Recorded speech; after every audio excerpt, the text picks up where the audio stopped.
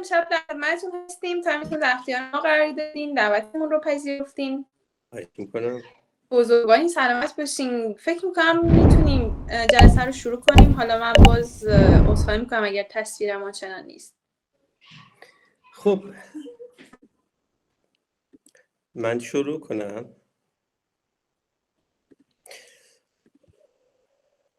All right. So I believe that the language of this talk will be in English, so I will be speaking the whole time. I am sharing something. Just let me know if you can see or not. No, everything is fine and clear. All right, so you can see my PowerPoint, can't you? Yes. All right. So hello, everyone, and welcome to this evening's. This is a pleasure to be talking to you guys. This evening I would like to talk about the influence of Persian mystical poetry on the great American transcendentalist figure, Ralph Waldo Emerson, and his efforts to adapt and appropriate Persian poetry to his own poetic aspirations and to make it meaningful to his own intended American audience. As you can see, the title of my talk is Translinguistic Adaptations of Persian Poetry, Ralph Waldo Emerson and Persian Lyric. First of all, I would like to outline the talk. My talk will be divided into two sections, the first one being short and the second one being the longest and the central one to this talk. In the first section, I would like to define the key terms which we will come across in this talk. So I was thinking that maybe it would be a good idea to know how these terms are defined, because every term has got its own connotations and denotation. So we must know which connotation and denotation we are going to take on this evening. And then I will talk about the common themes that you can find in Emerson poetry and Persian poetry. The second section starts with Emerson and Persian poetry. The central part of this talk is devoted to the demonstration of Emerson's translinguistic adaptations of Persian poetry. And then I will wrap it up for you. All right, let's start with the first section. The first key term is translingualism. Okay, translingualism is a term which is nowadays widely used and developed in translation studies, in comparative literature, and in world literature. So there is no one pinned down definition for that. But I was thinking maybe I should make it as digestible and tangible as possible. So if you look at this diagram, you see translingualism is a process, or in other words, a phenomenon which goes beyond linguistic boundaries and finally results in the transfer, adaptation, or transformation of meaning or form across different languages. The focus is from English to Persian with the medium of German translation. We have English, Persian in two poles, and in the medium of German. I'm not going to speak German here, but I'm just going to highlight the significance of German translation in this translingual path. The next term that I find very significant is adaptation. We all know what adapt means. We know what adaptation means. It's connotations, denotations, but the one which is most related to my talk is the definition given by Matthews. The adaptation is the process by which loan words are changed to fit sound patterns of the language into which they are borrowed. Okay, how is adaptation related to my talk? Okay, I want to talk about Emerson. I want to talk about the influence of Persian poetry on Emerson. We must bear that in mind. And how he, after getting immersed in Persian poetry, tried to adapt Persian poetry, Persian poetics, Persian lyrical themes into his own poetry, into his own writings. So we have got Emerson's imaginative engagement with the Persian poetry. So he was imaginatively speaking engaged with Persian poetry. We know that Emerson is a man of individuality, nature, and spirituality. So his imaginative engagement with Persian poetry, which started in his early age, with his own character as a man of individuality, nature, and spirituality, results in his adaptation of Persian metaphysical themes and lyrical style. The next key term is transcendentalism. What is transcendentalism? Well, it's a wide concept which can be developed throughout books and essays.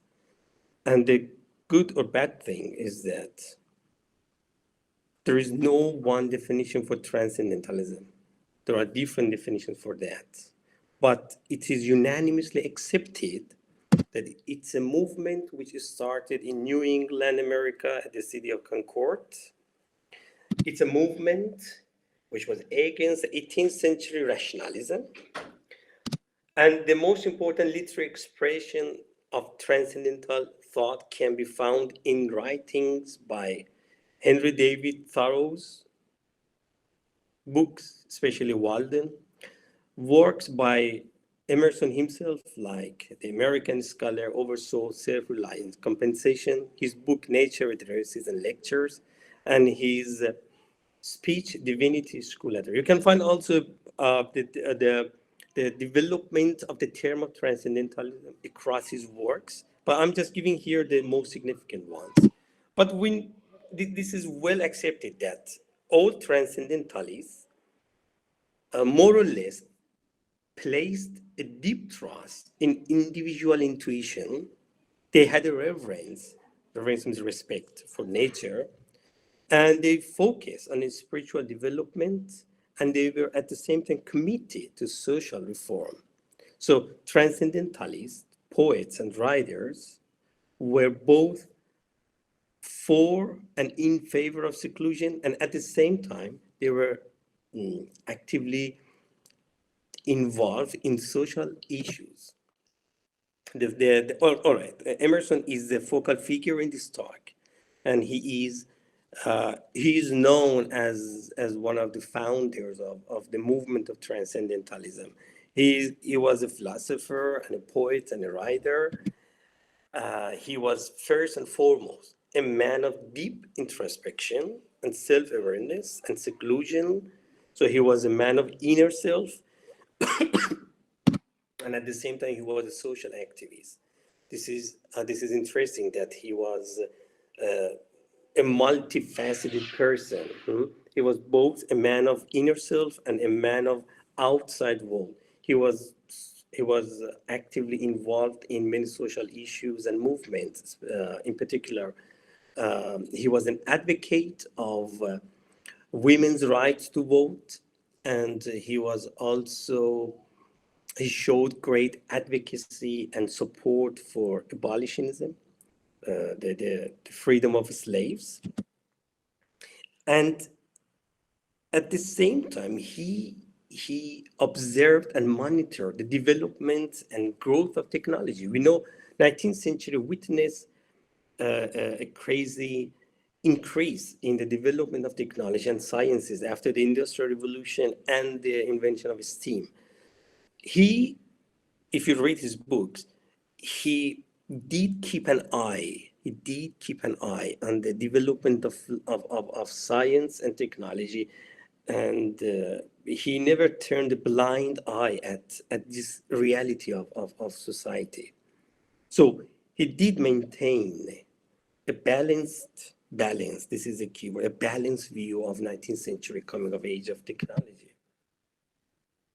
Okay, now let me talk about the common themes in Emerson's poetry and Persian poetry. Of course, you can find many more themes common in both Emerson's poetry and Persian poetry, but these selected ones are the most significant ones and the ones that I will deal with in my talk. spiritual unity and oneness, inner spiritual journey, rejection of materialism, celebration of individual insight, and insistence on morality, specifically critical of hypocrisy. Hypocrisy means riyakari.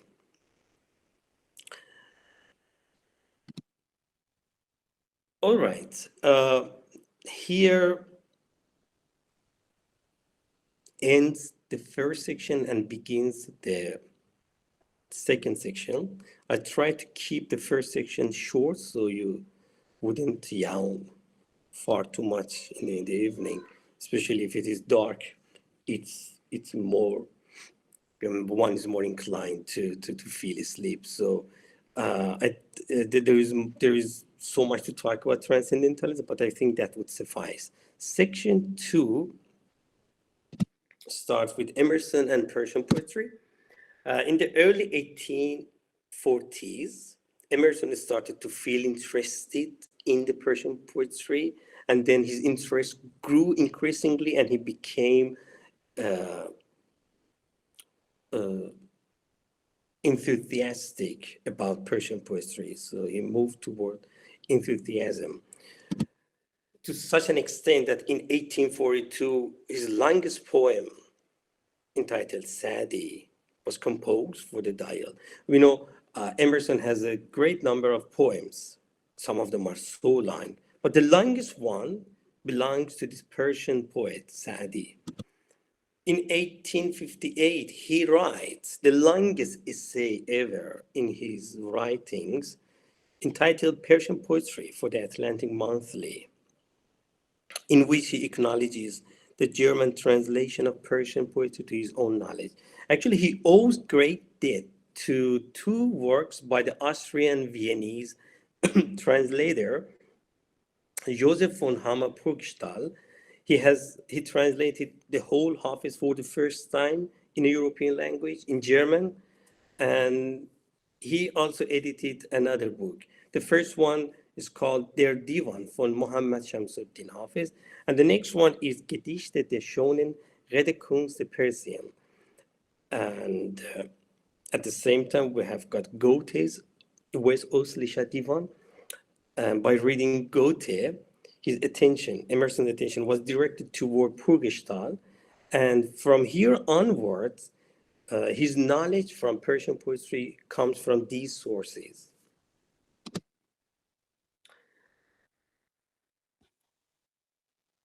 Well, when you think of American transcendentalism, it is hard to avoid British Romanticism because they were contemporaries, and we have many ideas transferred from British Romanticism into American transcendentalism. So the British Romantics did have a great influence on American transcendentalism. Apart from that,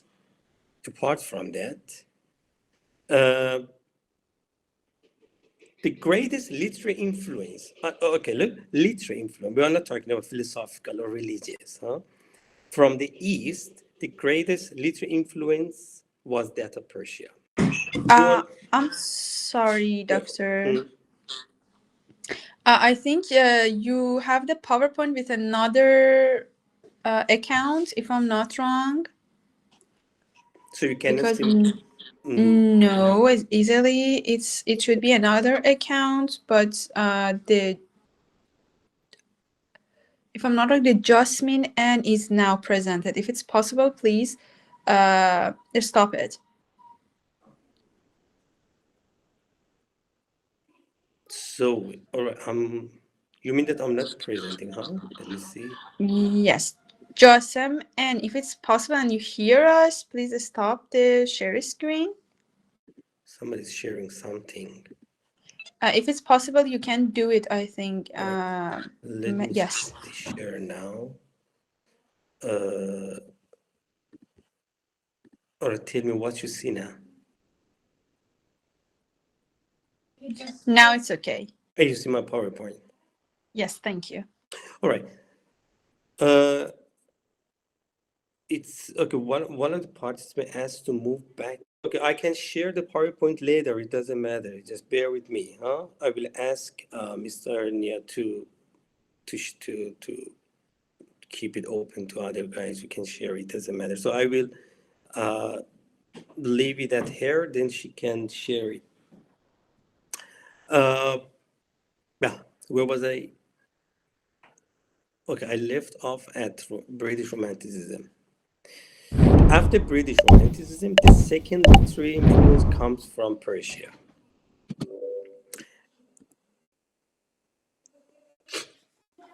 But it's always very good to look into the writer's own takes as primary source, huh? So I think the best testimony to Emerson's fascination about Persian poetry comes from his own writings. In his English Traits, Emerson says that expansiveness, which is the essence of the poetic element, they, the British, have not. It was no Oxonian. Oxonian means somebody coming from Oxford. It's a metonymy for English people. It was no English person. It was no Oxonian, but Hafiz, who said, "Let us be crowned with roses. Let us drink wine and break up the tiresome old roof of heaven into new form." We know that Emerson was a man of self-reliance, a rebellious person. He left the church in Boston. He was a great critic of Trinity, God's Son, this Trinity, and God's Son Jesus. And he says that it was nobody but somebody from Persia, from Iran, who said, "Let us be crowned." I believe personally, after reading his works, that this is referring to Hafiz's ghazal, starting with the line "بیا تا گل برافشانیم و می در ساغر اندازیم فلک را سقف بشکافیم و طرح نو براندازیم." He was fascinated by somebody like Hafiz with this liberal, and free mind. Okay, well, I don't want to make it very long, but I think that this is noteworthy to take a look at the issue of untranslatability of Persian poems and why it is so hard, sometimes impossible, to translate Persian poetry. Okay, this is a great issue. It's a great field which is still being developed, debated, and discussed in literary theory, seminars, conferences, books, textbooks, and everywhere. Okay, I'm just going to focus on Persian language. Why it's hard and sometimes impossible to translate Persian poems? Because of several reasons. The first one, intricate wordplay, alliteration, rhyme schemes, cultural nuances. There are many more reasons. Due to the lack of time, I just confine my list to these four ones. And I'm going to give a line by Hafiz in which we can see why it is so hard to translate.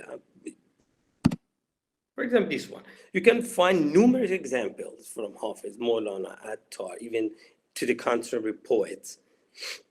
Sohrab. You can find many, many examples. I'm giving example from Hafiz for one very particular reason. This is an assumption which is unanimously accepted by Persian literary theorists and translators, either Persians or non-Persians. Okay. I have contact with non-Iranian Persian professors, and they all agree that Hafiz is the most untranslatable Persian poet. So that's why I'm giving the example from Hafiz. Though you can find many more examples from other poets. رشته تسبیح اگر بکسست معذورم بدار دست من در دامن ساقی سیمین ساق. Okay, oh yeah. I want to translate it now. What? Tasbih. What is tasbih? What connotations come with tasbih? This line is in fact a combination of musical and linguistic associations. Both music plays a significant role in the meaning, and I'll talk about it, and also the linguistic associations. So we have the musical tonality, phonetic association, cultural affinity, and linguistic aspects of Persian language. How can you encompass all of them in one line? Just imagine you want to translate it. So رشته تسبیح اگر بگذارد, you must know that it's a bad sign. It's an ominous sign for the breaking of tasbih in Persian literature. Okay, and that it's one aspect which must be borne in mind. The other one is that the speaker of the ghazal is asking for forgiveness because the tasbih has broken. But to make the situation worse, the second line goes on like دست من در دامن ساقی سیمین ساقی. It's making the situation worse. It is deteriorating the situation. Situation is getting bad. Because why the tasbih broke? Because دست من در. Okay, how can I translate that? All right. Now, this was the linguistic association, cultural nuances. Now, let's talk about the musicality of this verse, of this bait. Take a look at the consonant here. Tasbih, buksas, dastam, sagi, simin, saq. Okay, you see the repetition in this very short line. You have the repetition of huh? It's like hiss, quiet. Keep quiet. Don't tell anybody that the tasbih has broken. Okay, you want to translate it into English. How can you translate it? I remember that I was invited for a talk at the University of York in England, and one line which I was talking about was this ghazal by حافظ. زلف آشفته و خی کرده و خندان لب مز پیرهن چاک و غزل خوان صراحی در دست. Okay, I spent about 15 minutes to talk about this line, and at the end, I think that nobody, including me myself, understood what I was talking about. You do need some primary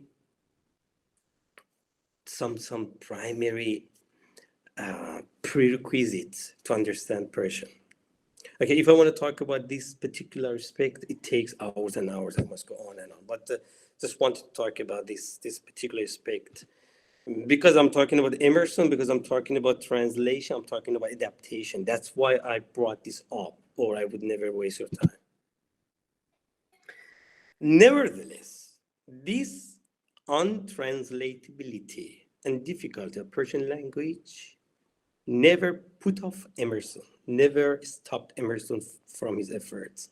And he himself tried to translate about 700 lines of Persian poetry into English through the medium of German translation, the books I mentioned before.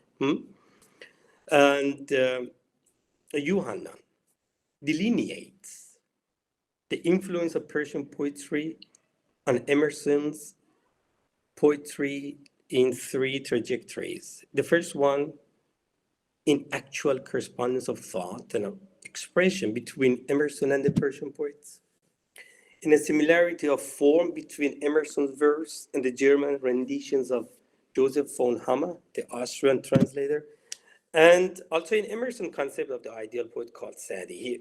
Emerson believes that the ideal poet is somebody like Sadi. And here begins the principal part of my talk. Now we want to see how Emerson, because I just told you what, now I'm going to show you how. How Emerson's translinguistic adaptation of Persian poetry works out. How he tried to employ Persian literature, Persian poetry in his own poems for his own poetic aspirations to make it meaningful to American audience. In order to continue, I give one poem by Emerson, selected lines from that poem, and then I give comparable lines from Persian poetry based on the themes I mentioned in the beginning of the talk. Okay? So poems by Emerson, selected lines will be compared to selected lines from Persian poetry based on the themes I mentioned above. Hafiz, this is a poem, a short poem by Emerson. Hafiz is the title. Her passions, the shy violet from Hafiz never hides. Love longings of the raptured bird, the bird to him confides. You don't see new vocabulary here, or maybe just to refresh your mind. Violet is the same as banafshe.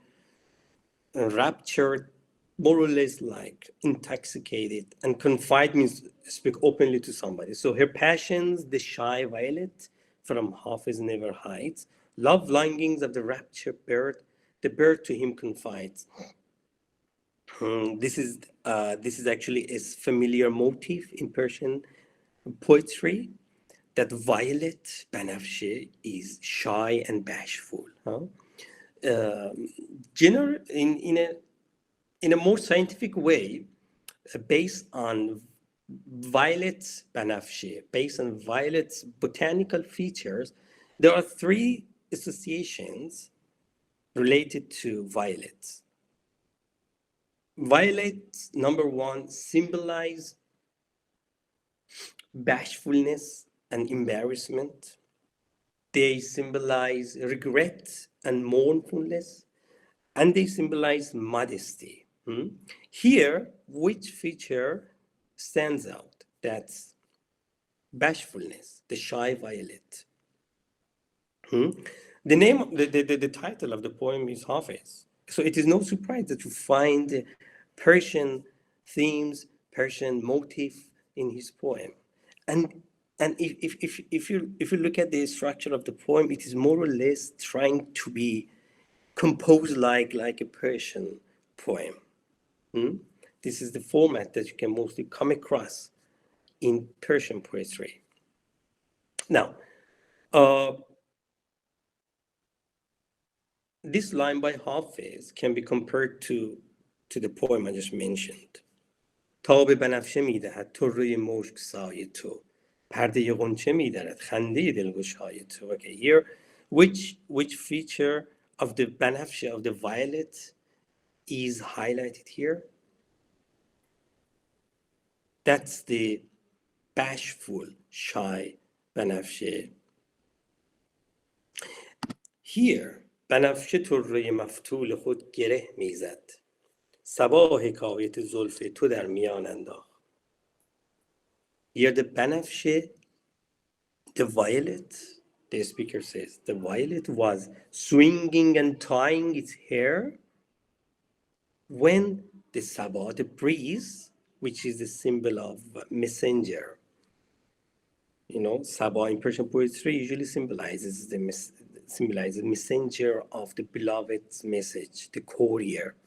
Here, the sabah, the breeze comes and narrates the legend of the beloved, and the violet and the banafshe regrets why it was swinging and tying its hair.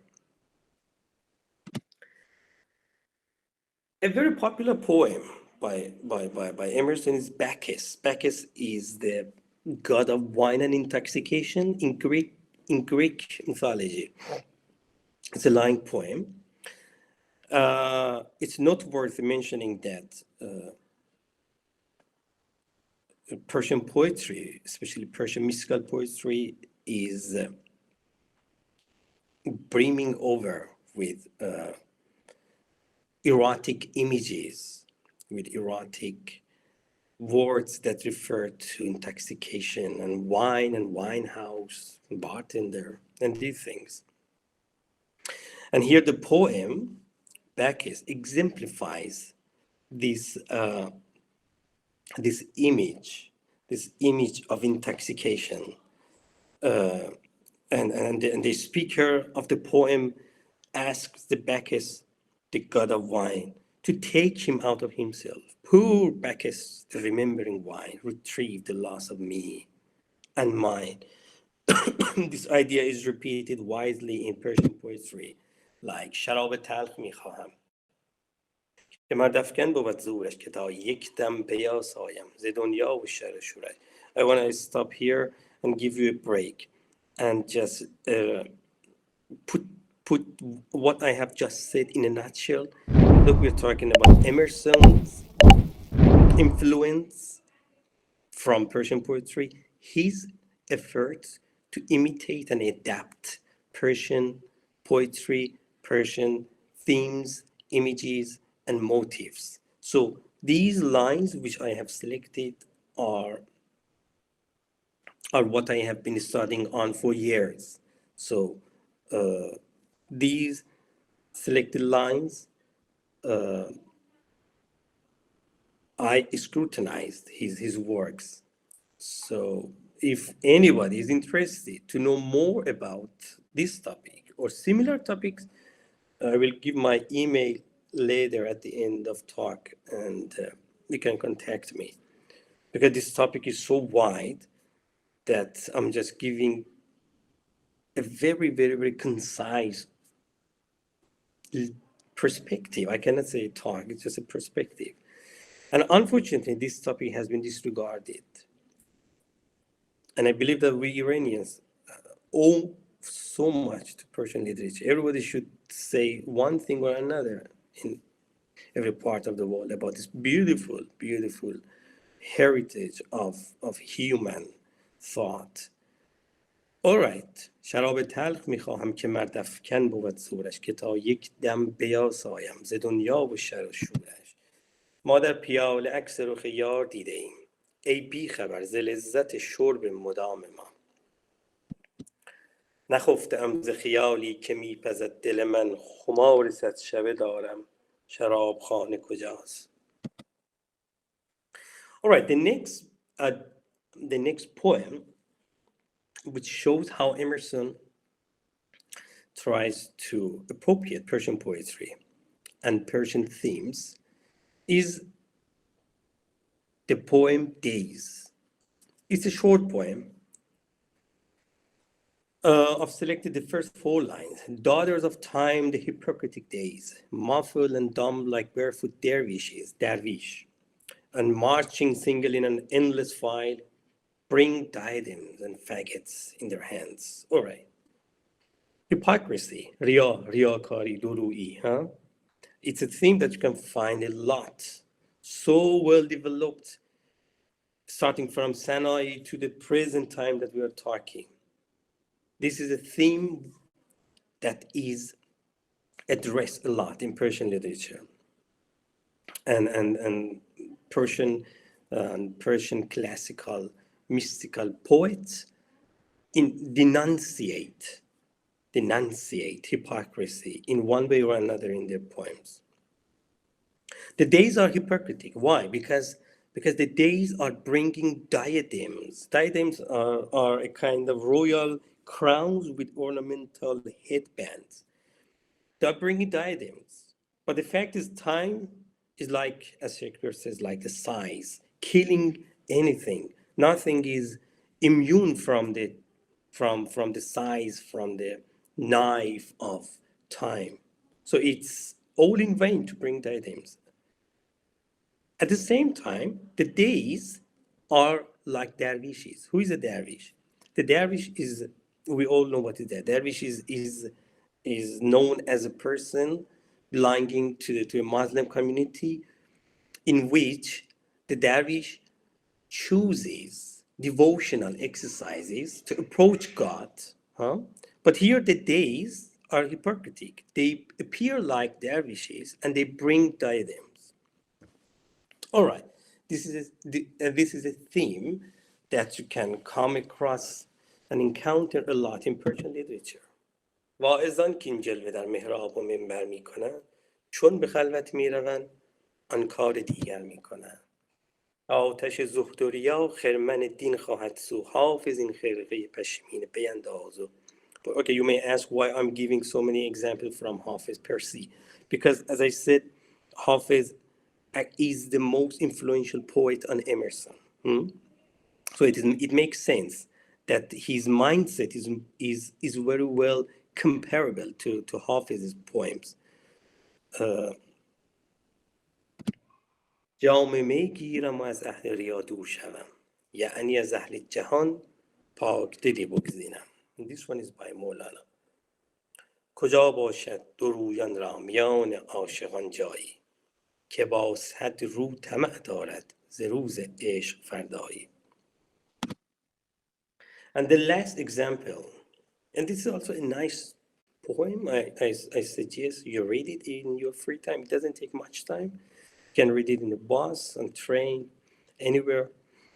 You can even listen to it. It's also, I think it's provided as an audio if you're interested. Fragments on the Poet and the Poetic Gift. It's a long poem, but it's worth reading once at least. You know, if you want to summarize the whole themes of Persian mystical poetry in one word, that would be oneness. Union with God, union with the one, union with the Creator, union with the one, or what Emerson calls, and he coins this term, the oversoul. Well, there are things and many beautiful transcendental terms by Emerson, but it requires time. So I never opened that discussion. And this is the last line, but if you read, you may feel that it is very much associated with Persian poetry. Hold of the maker, not the made. Sit with the cause, or grim or glad. You know, you can find it also in Maulana a lot. دلا نزد کسی بنشین که او از دل خبر دارد، به زیر آن درختی رو که او گلهای تر دارد. در این بازار عطاران مشو هر سو چو بیکاران، به دکان کسی بنشین کان دکان شکر دارد. And the last lines by Hafiz also resonate Emerson's poem. It says the cause of everything is the one. بارها گفتم و بار دیگر میگویم که من دل شده این ره نه به خود میپویم. در پس آینه طوطی صفتم داشتن، آنچه استاد ازل گفت بگو میگویم. و نگر خارم و گر گل چمن آرایی هست، که از آن دست که او میکشدم میرویم. خنده و گریه عشاق ز جایی دیگر است، می سرایم به شب و وقت سحر میگویم. And the last but not the least, Emerson's own claim about his fascination in Persian poetry. I suppose everyone has favorite topics which make a sort of museum or privileged closet of whimsies in his mind, and which he thinks is a kind of aristocracy to know about. Thus, I like to know about lions, diamonds, wine, beauty, Marshall, and Hafiz. Thank you.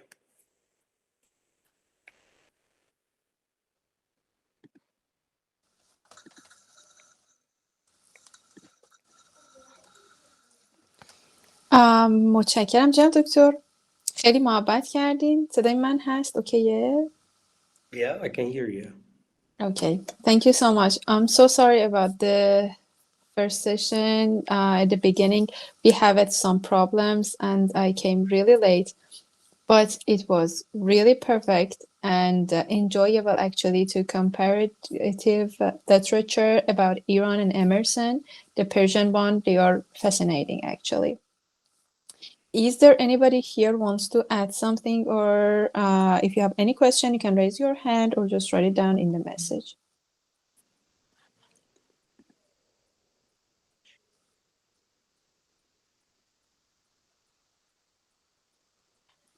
One of your friends said about the sharing of PowerPoint. For sure, if it's possible for you, you can just send it to me and I share it with them in the Telegram group. That's fine. Yes. Here, I can share it on your Telegram. Thank you so much. Fatima, yes, please. Go on.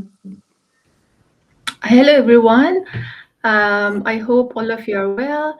And first of all, I want to thank you for organizing this session, Ms. Tahir, and also thank you, Dr. Saliemian, for his very insightful and fresh study of comparative literature, comparing Emerson and Hafez's poetry. Um, as you know, I have a question, but before that, I want to um, say something about the importance of comparative literature, because not only we can study actually translation of different languages into each other, its difficulties and so forth, but also it's a very open area for cultural studies. And in this respect, I have a question: that what happened that Emerson was so much influenced by Hafez's poetry, as we regard the passage of time, the difference between the cultures. As we know, the culture of Americans was so much different from the Persian one. And also, if we regard the passage of time, actually the time gap between these two poets, can you tell me what was in the personality of Emerson that he was so engaged with Hafez, with all the factors that I mentioned? Thank you very much. Yeah, a good question. I'd like to enlist the reasons. So I enumerate the reasons why Emerson was so much fascinated by Hafiz. I would intentionally use the word fascination. In literary theory, it's a very key word uh, stemming from Edward Said's Orientalism. So fascination means beyond interest. It is something that moves you. If you are interested in something, okay, you may just smirk or like it, but when you are fascinated, you are moved. Huh? So number one, Emerson was from the very beginning a rebellious person. He left the Boston church. He left the Boston church and he rebelled against the idea of Trinity, God, Jesus, Son. Huh? He was a man of liberty and liberal mind. He was a man of activity. He was a man of dynamism and fluid mind. The person, he did not get fascinated by Hafiz in the first sitting and in the first reading. It took him time. It took him years. It took him time to start understanding what Hafiz is talking about. So in the first years that he read Persian poetry, he was actually repelled by that. He didn't like it, he put it away. He was encouraged to read it and pick it up again by his aunt. When he started reading seriously, he found Hafiz a man of liberty, a man of reliance, a man of rebellion. Although there was a time gap of 500 years between Hafiz and Emerson, and language. Don't forget, he never had a good command of Farsi. He never had a good command. He was not even able to read Farsi correctly. He was trying to read. He was trying to learn and write. But it was through the medium of German translation. So it was 2 times removed from the main idea of Persian literature. But that is surprising. That I gave you some examples. You see, his poems, sometimes the structure. There are many more examples, many more examples that prove we need evidence strong enough to prove what we are saying. 1 line, 2 line, 3 line, 10 line, they are not academically acceptable. So, in a nutshell, Hafiz was a liberal. Emerson found him a liberal man with a dynamic mind, with a rebellious character. So that's why he was fascinated by him. And he, in one of his essays, says that I would like to see and to be like Hafiz.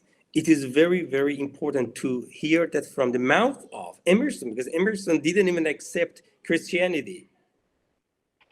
Okay?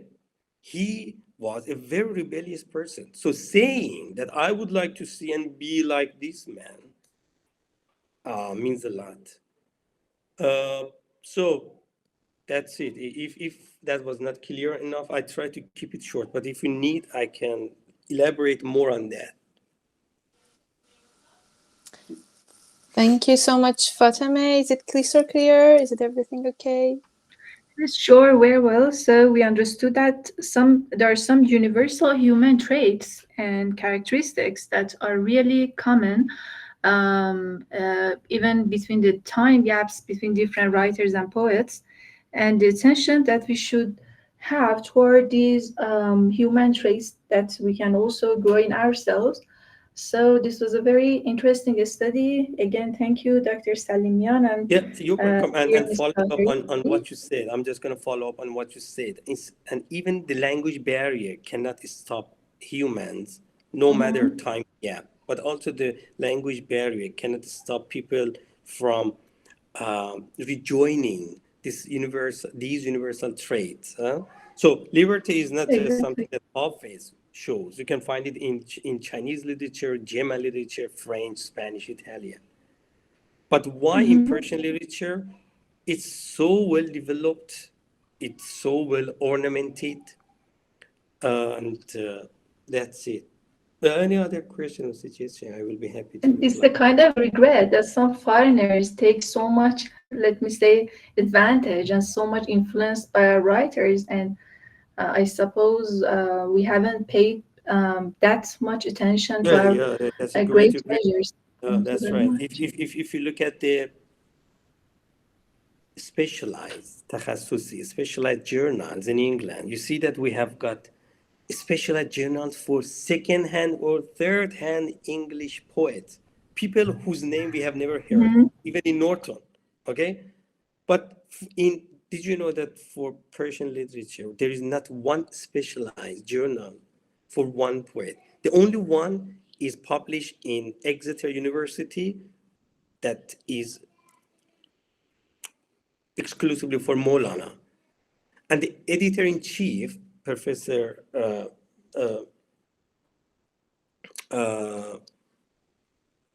just skip my mind because I was invited there by him, but he died in 2019, and I don't know if the journal continues. All right, Leonard Lewison. He was a professor of Persian literature. He's an American professor.